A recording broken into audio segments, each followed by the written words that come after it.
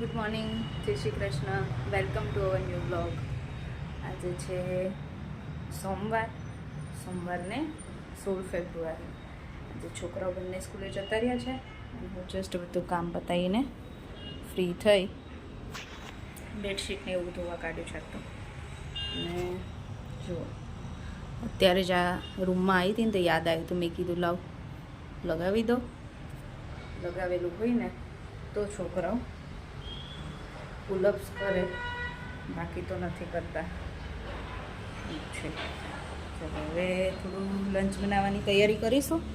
લંચમાં આજે બનશે કોબીનું શાક ને રોટલી. અને જો આ લસણ છે ને બહુ માટીવાળું હતું એટલે ધોઈને કોરું કર્યું, તો બધું સાફ કરવું પડશે.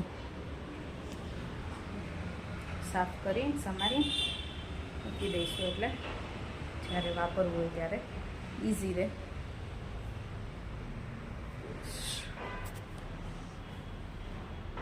જો અમારું લંચ રેડી છે. કોબી બટેકાનું શાક ને રોટલી અને છાશ. આજે તો શાક રોટલી જ છે. શ્લોકો લે મોગલી બની ગયો છે મારો મોગલી. રાહીને શ્લોક સ્કૂલેથી આવી ગયા. શું લઈને આવ્યો શ્લોક આજે? બતાવી દો બેટા. હે પણ એ કેમ આપી? યુનિફોર્મ સારો હોય, સોક્સ હોય, સારું હોય ને. તને મેં કીધું તું કે શું કરવા તને આપે છે. આપી એટલે લઈ લીધી. રાહી તાર ક્લાસમાં છે? રાહીને ખબર હોય. ડાયા રાહીએ કીધું કે હે ને પરફેક્ટ યુનિફોર્મ હોય અને સોક્સ હોય. એમ નહીં, આખા ક્લાસના બધા છોકરાઓને આપી હતી. અમુકને જ આપી હતી ને. ગટિયાને મારે છે ને કંઈ ખબર ન હોય શેના માટે આપ્યું એમ. આપે ને એટલે લઈ લેવાનું, હે ને હીરો. બોલો. અલગ અલગ કલરની છે. મારી પાસે અલગ કલર. શું? એ જો આ લગાવેલું હોય ને તો તમે કરો છો, બાકી તો કંઈ કરતા નથી, હે ને? પણ હવે ચલો જમી લ્યો પછી બપોરે.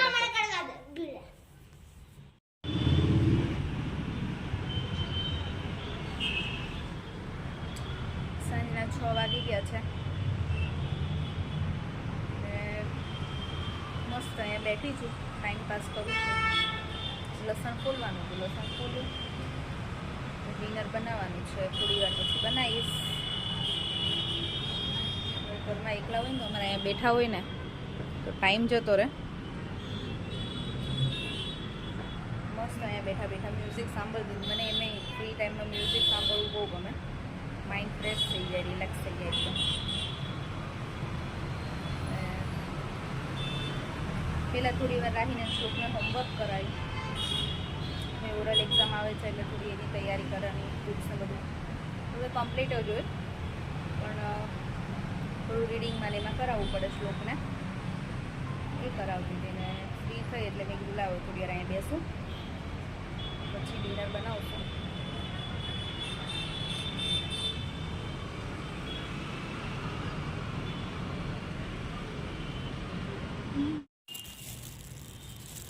તો મસ્ત ફ્રેશ ગુલાબ આવી ગયા છે ઘરે ભગવાન માટે, અને હાર ગણપતિ દાદા માટે હાર, અને રોજ ભગવાનને ચડાવવા માટે ગુલાબ આવી ગયા છે. કેળું હમણાં આવ્યા ને તો લેતા આવ્યા હતા. એટલી સ્મેલ આવે છે ને ઘરમાં, કોથળી ખોલીને તો ફ્રેશ હોય ને એકદમ, એટલે મસ્ત ગુલાબની સ્મેલ આવે છે.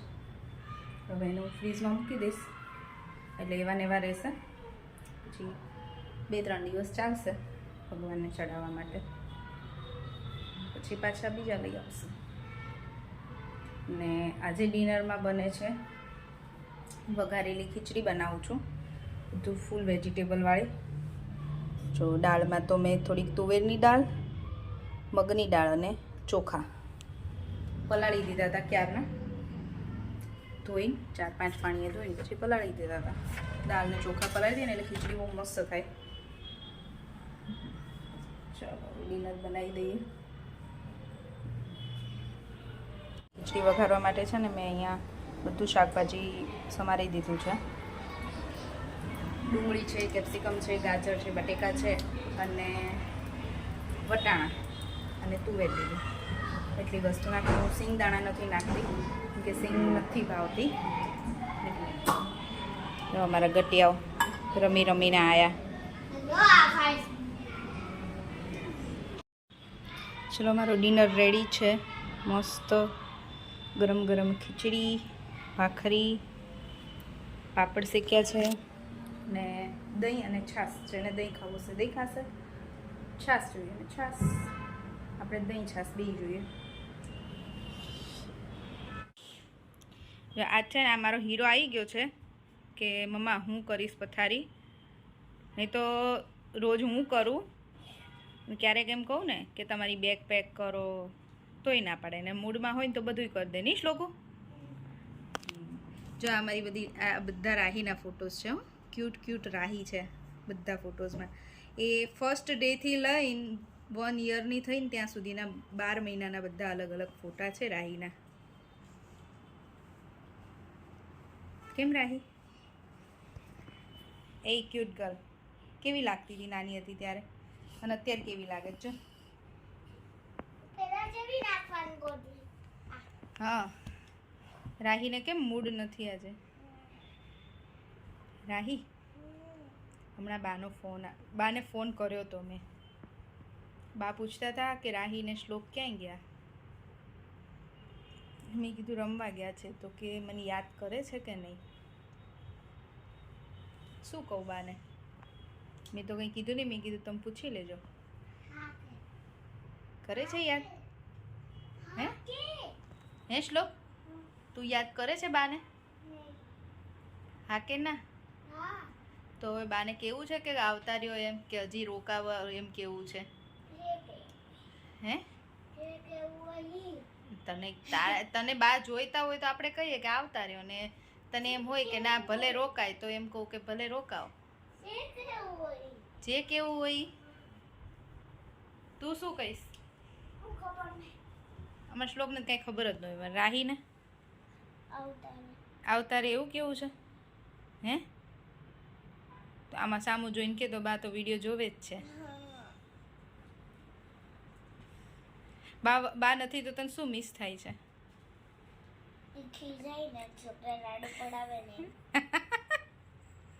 બા ખીજાય એ મિસ થાય છે? તો બા કરતા વધારે તો મમ્મા ખીજાય છે. તો હું તો તમે મૂકીને ક્યાંય જતી જ નથી એટલે ને. છુપાઈ એવું કે છે કે બા ખીજાય ને ઈ યાદ આવે છે. બા ખીજાય મીન્સ કે કેવું હોય કે કહેતા હોય એમ નાની નાની વાતમાં શીખવાડતા હોય કે આવું નહીં આમ કરો. શ્લોક, કોઈએ એવી કોમેન્ટ કરી હતી કે તમે સાચુંમાં આટલા સારા મમ્મી છો રાહીના શ્લોકના કે તમે ખાલી વિડીયોમાં બતાવો છો. એટલે હું તમને આમ બેટા અને એવું કહીને બોલાવતી હોય ને, આમ લાડથી ને પ્રેમથી ને વાતો કરતી હોય ને, તો હું સાચું એવી છું કે ખાલી વિડીયોમાં બતાવું છું.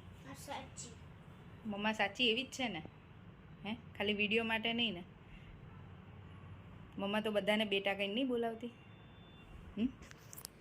મારી એવી આદત જ છે. એવું નહીં કે રાહીને શ્લોકના ફ્રેન્ડ આવ્યા હોય ને તો એ મારા મને ટેવ જ છે, મને બેટા જ કહેવાય જાય.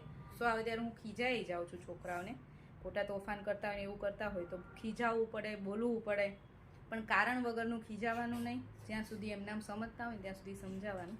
કેમ કે અત્યારે છોકરાઓની ઉંમર એવી છે, તમે એને અત્યારે પ્રેમ આપો ને તો પછી મોટા થઈને આપણને પ્રેમ જ આપે. પણ તમે અત્યારે એને ગુસ્સો કરો, એના ઉપર ખીજાવ કે એને વડકા ભરો તો પછી એ જ્યારે મોટા થાય અને આપણી જ્યારે ઉંમર થાય ને ત્યારે આપણને સામે એવું જ કરે, ગુસ્સો કરે, ખીજાય કે વડકા ભરે. ચલો તમે તો રમી આવ્યા હવે નહીં શ્લોક? તમારો પ્લે ટાઈમ પતી ગયો ને? તો હવે હું ડેડી વોક કરી આવીએ. બરાબર? ઓકે શ્લોક? શું? ચલો હવે રાહીને શ્લોકને તો ઊંઘ આવે છે એટલે જ પહેલાં આજે પથારી કરી દીધી છે. ચલો હવે આજનો વિડીયો અહીંયા જ પૂરો કરીશું.